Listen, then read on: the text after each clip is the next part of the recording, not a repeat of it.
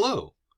I'm going to talk to you for a few minutes now about a particular way that rhythm works in poetry.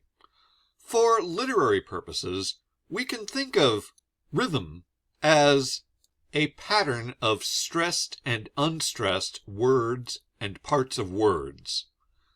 When we talk, we say some bits louder than others and with more intensity.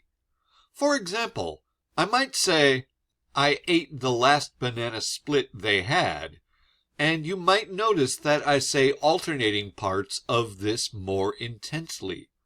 I stress every other syllable. I ate the last banana split they had.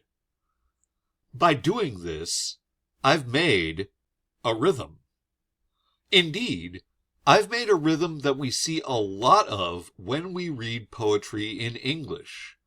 For 4 or 5 centuries, for most of the history of its use, English language poetry has used iambic pentameter. This is a fairly technical term, so let me explain.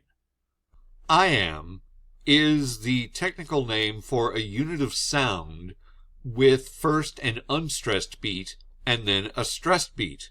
For example, refrain, prefer, or aside. Perhaps you see how the pattern works there.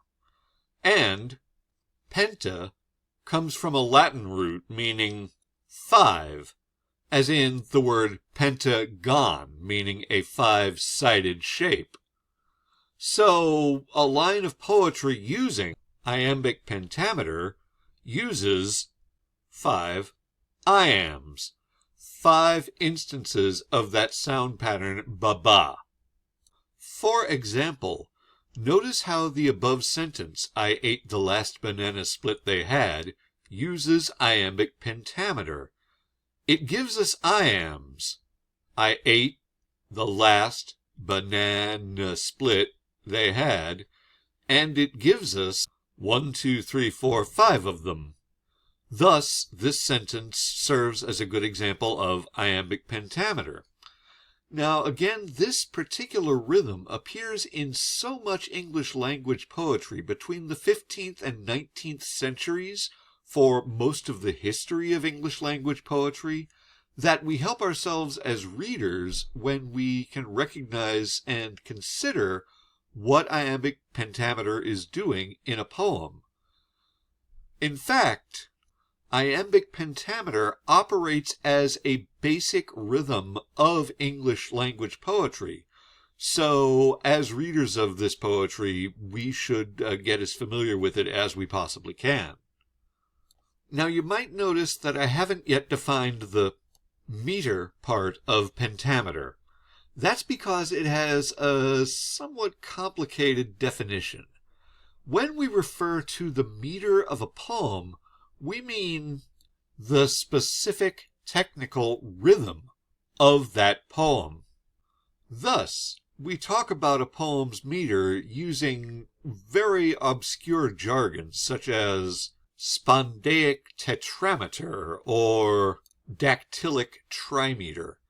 These are actual terms that critics of poetry use to describe meters. You can look them up if you're interested. Talking about rhythm in this technical way helps us to describe to each other as readers how poems use rhythm for their various effects. Now, because poems concentrate not just on the meanings but also on the physical properties of words, they use rhyme and rhythm to create meaning in a way that other literary forms don't.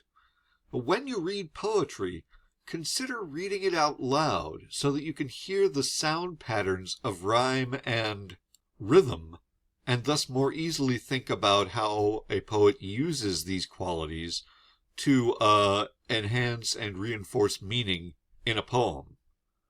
As always, thank you for your time and attention.